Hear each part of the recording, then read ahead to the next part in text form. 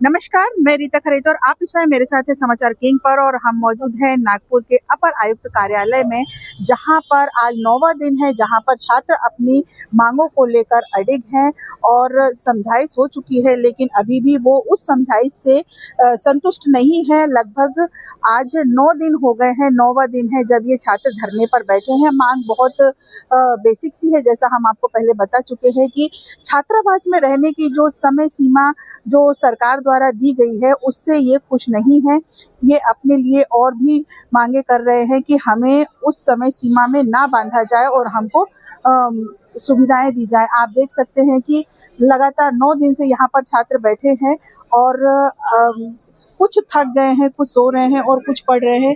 क्या कहना है, आप 9 दिन से यहाँ पर धरने पर बैठे हैं?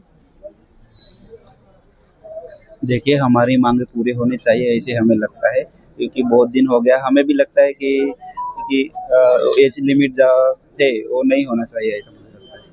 जी, आप देखेंगे छात्रों के खाने पीने की जो व्यवस्था है वो खुद वही करते हैं और ये टाइम पास कर रहे हैं। देखिए कि बच्चे कुछ अब बैठकर करेंगे भी क्या, कितना पढ़ेंगे और कितना क्या काम करेंगे। तो चेस खेल रहे हैं बच्चे और कुछ बैठे हैं इस इंतजार में कि शायद अब हमारी मांगे पूरी हो जाएंगी।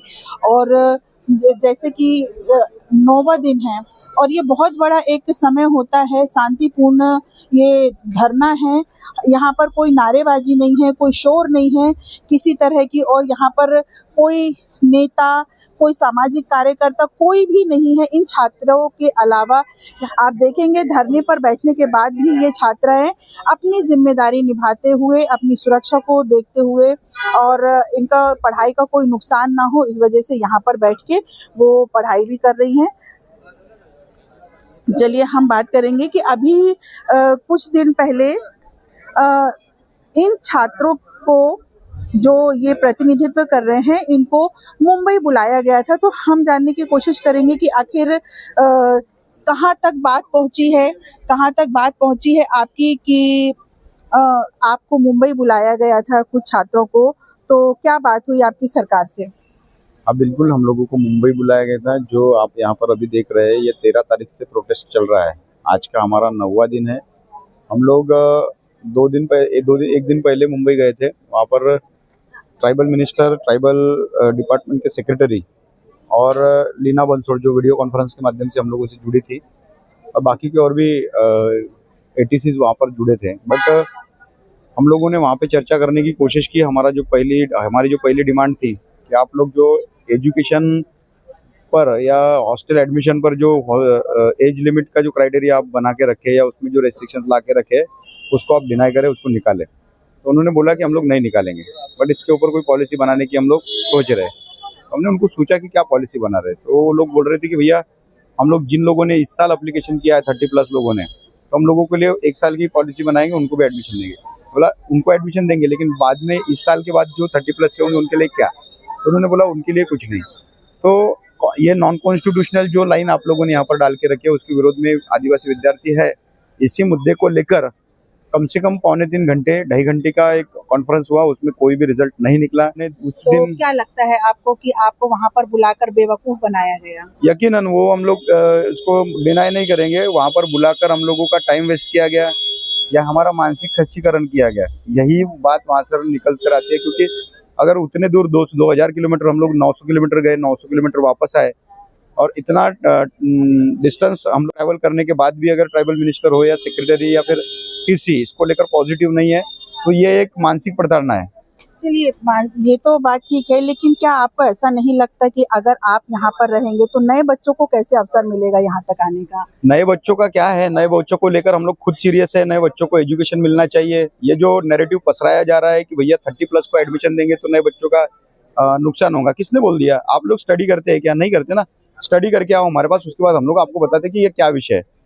82 से सोशल वेलफेयर से ट्राइबल डिपार्टमेंट डिवाइड हुआ, तब भी आप 50,000 बच्चों को एडमिशंस देते थे और आज भी 50,000 को दे रहे हैं। कितना गैप है?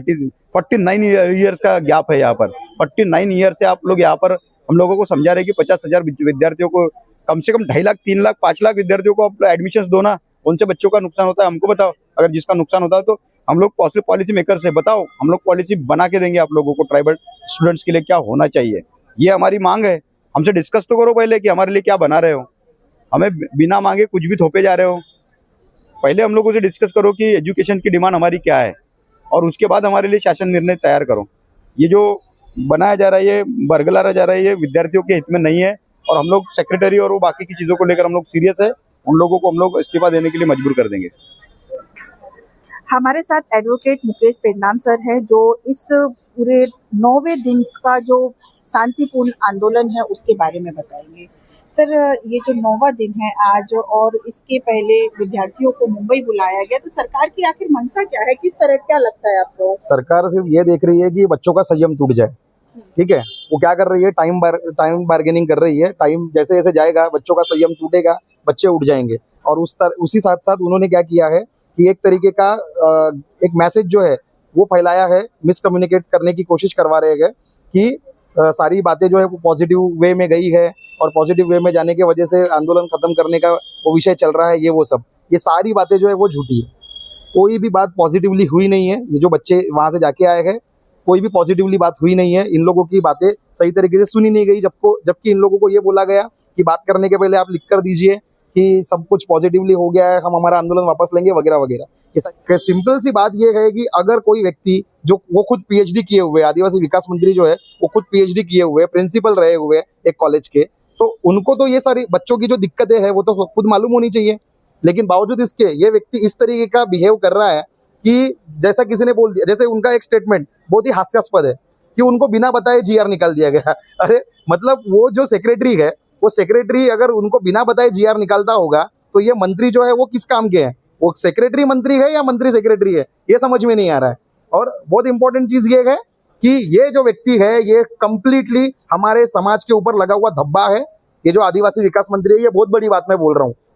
क्योंकि अगर हमारे बच्चों को पढ़ाई छोड़कर यहाँ बैठना पड़ रहा होगा तो इससे बड़ी शर्मनाक बात आप आदिवासी समाज के एक नेता होने के नाते और कुछ शर्मनाक नहीं कर सकते थे जो आप कर चुके हैं। जी, देखा तो आपने, शांतिपूर्ण धरना है ये, और यहाँ पर ये बताया गया है कि किस तरह से बेवकूफ़ बनाया गया। 2 दिन वहाँ पर रोका गया विद्यार्थियों को, और ऐसे कोई सांत्वनापूर्ण कोई संदेश नहीं मिला, इसलिए ये धरना आज भी यहाँ पर है, और जब तक इनकी डिमांड पूरी नहीं होंगी तब तक यहाँ पर ये धरना जारी रहेगा। नागपुर से रीता खरेते की रिपोर्ट।